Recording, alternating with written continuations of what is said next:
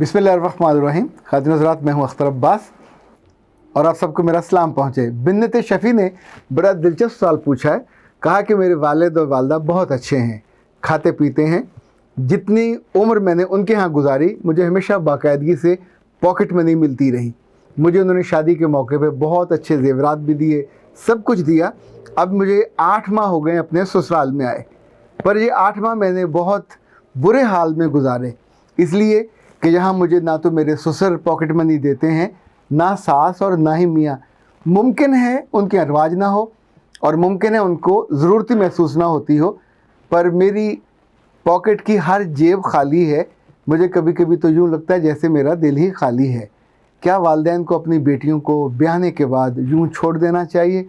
आप क्या कहते हो? इस पर हम बात करेंगे, पर उससे पहले अपने प्यारों को अजाब ना दें वाली जो वीडियो थी, उस पर अबीहा अलियास ने लिखा है कि सर आपने हर बात ठीक की, मेरी ज़िंदगी मेरे रिश्तेदार माँ बाप सब ने मिलकर बर्बाद कर दी। मेरा रब आपकी ज़िंदगी को दोबारा ठीक करे। और ये सैयद मुआज़ हैं, वो कहते हैं कि सर मेरे अब्बू ने अपने बच्चों का कंपैरिजन अपने भतीजों और भांजों से कर कर के अपने बच्चों को ही अपने दिल से और अपनी रूह से दूर कर दिया। और मोहम्मद शहज़ार ने लिखा है कि सर आपने मेरी आंखें खोल दी। मैं हर वक्त अपने बच्चों की बात करता था और उनको अज़ियत देता था किसी न किसी से कंपेयर करके। मेरा मन होता था कि ये फरिश्ते बन जाएं, पर वो तो ज़ाहिर है इंसान हैं, उन्हें इंसानों की तरह ही बड़े होना है। अक्सर ऐसा होता था कि जब मेरी बेटियां खाना बना रही होती थी और कुछ कमी बेशी रह जाती थी, तो मैं उनको अच्छा जुमला कहने की बजाय टॉन्ट करता था कि तुम तो अच्छा खाना कभी बना ही नहीं सकोगी, तुम्हारी तो माँ को बनाना नहीं आया, तुम्हें कैसा बनाना आएगा।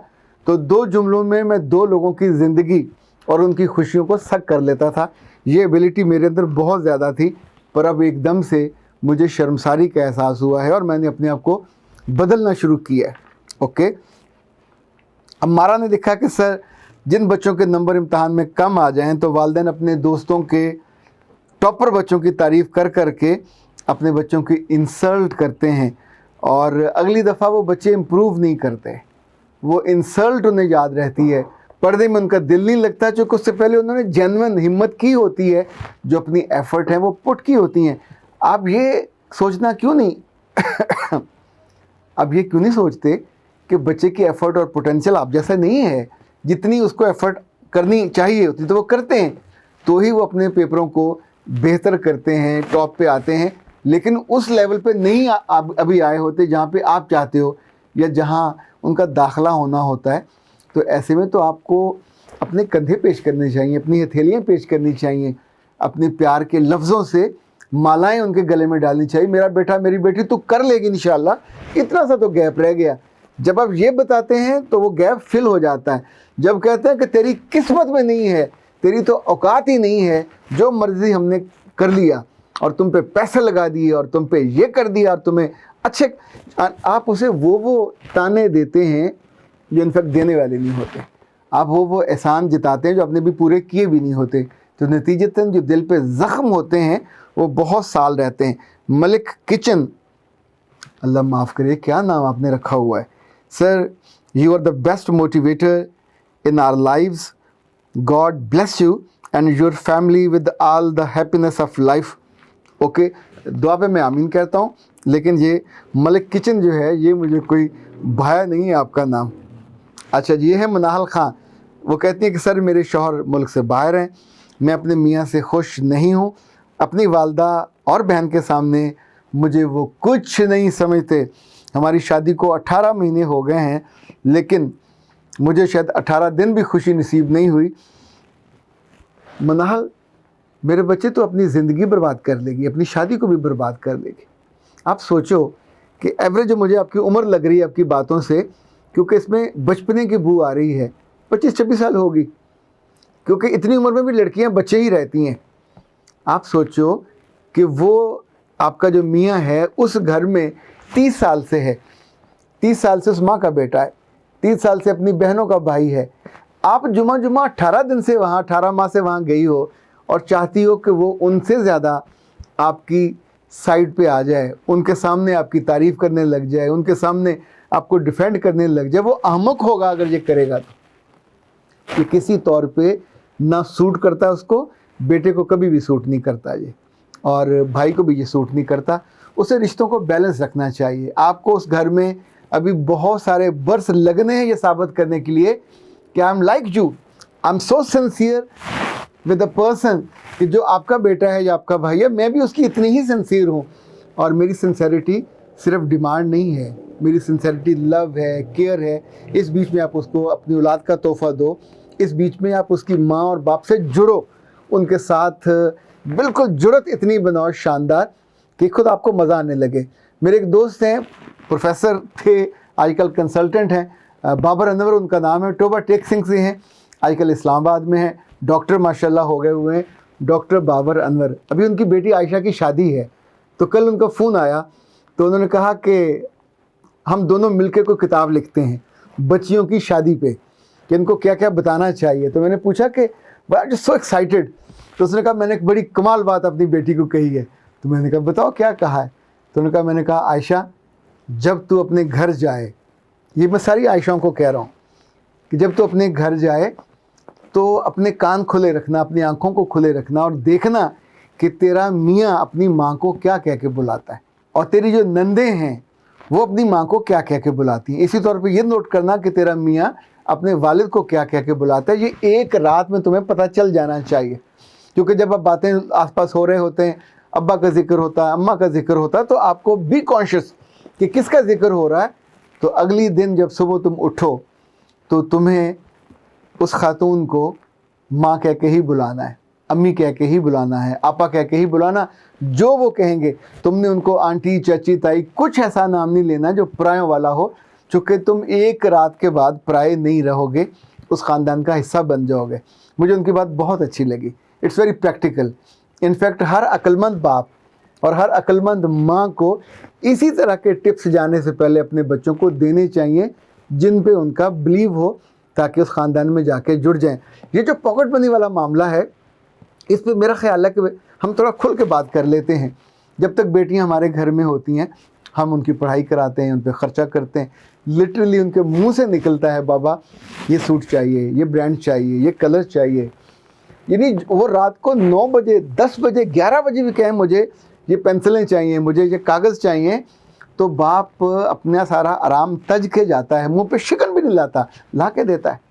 हम मोहब्बत से ये काम करते हैं, चूँकि ये हमें वाकई बहुत पसंद और अजीज़ होती हैं।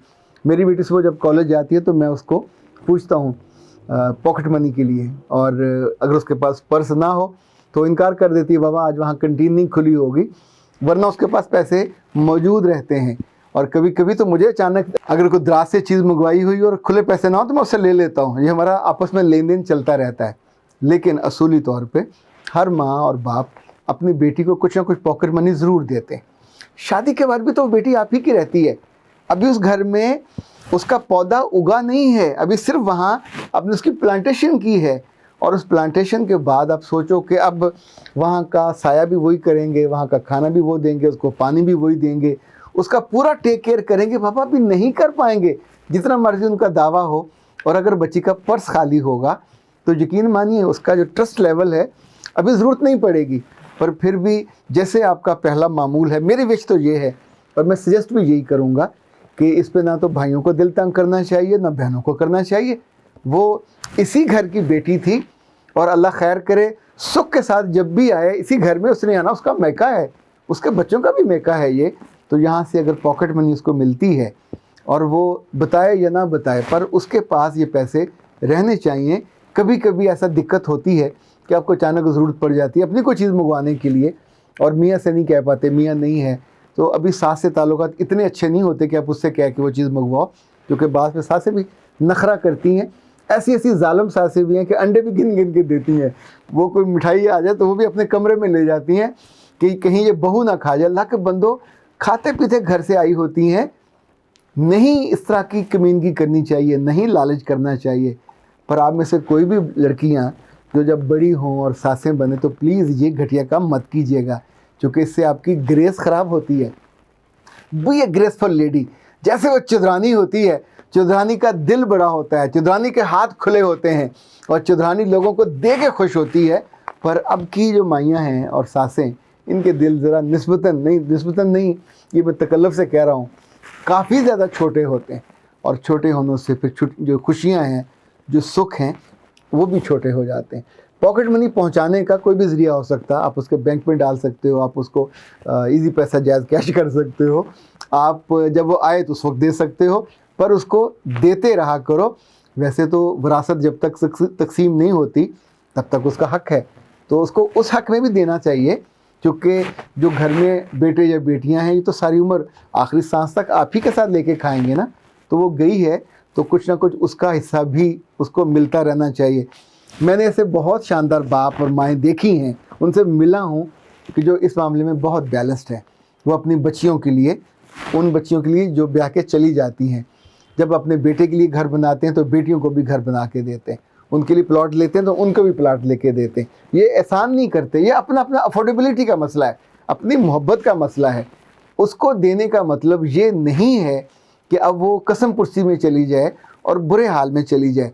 हमने अपनी 2 फुफ्फियाँ देखी, 1-2 फुफ्फियाँ ऐसी थीं जो कमज़ोर घरों में ब्याही गईं। ये बहुत ज़्यादा पुरानी बात है, पर जब फसल आती थी तो हमारे दादा उनके यहाँ बोरियों की बोरियां भिजवाते थे, गंदम की भी, कपास भी उनके यहाँ जाती थी, और कपास भी निगंद के जाती थी रज़ाइयाँ बनने के लिए। ऐसे खेस जाते थे, दालें वाली होती थी या कोई सब्जियाँ वो आती, कोई जो भी मौसम की चीज़ें आती उनको वो जाती थी। माँ बाप को ये काम करते रहना चाहिए, इससे बेटियों का जो वहाँ किला है वो मजबूत रहता है, और अपनी बेटियों को मजबूत किले पे ही भेजना चाहिए। पीछे से आपकी सपोर्ट होती है मोहब्बत की, इंटरफेरेंस नहीं करनी चाहिए। ये जो माएँ बहुत ज़्यादा इंटरफेयर करती हैं, फ़ोनों पे इंस्ट्रक्शन देती हैं और रोकती हैं, तो ये जुल्म करती हैं। अभी मुझे किस रोज़ मौका मिला तो मैं कुछ माँओं के आपको किस्से बताऊँगा कि जिन्होंने कैसे अपनी बेटियों को हंसते भंसते घरों को ओवरलैपिंग करके बार बार उसमें अपनी नाक घुसेड़ने के बाद उसको रिश्ते को बर्बाद कर दिया। पापा तुम्हारा रिश्ता अलग है अपने मियाँ के साथ, वो नए घर में गई है, वो नए लोग हैं, उनकी ट्रेडिशन अलग है, उनका ख़ानदान अलग है। अपनी बच्ची को वहाँ जमने दो, और अपनी बच्ची को आप वहाँ रुकने दोगे, जमने दोगे, तो ही फिर उसका पौधा वहाँ लगेगा और वहाँ फिर वो तनावर बनेगी और उसकी इज्जत, उसकी खुशी, जड़ें ज़मीन में जाएंगी तो ऊपर आसमान को उसके पत्ते और शाखें जाएंगी ना। मेरा रब आप सबको सलामत रखे, अक्ल के साथ, दानिश के साथ, मोहब्बत के साथ। अख्तर अब्बास को दीजिए इजाज़त। अस्सलाम वालेकुम।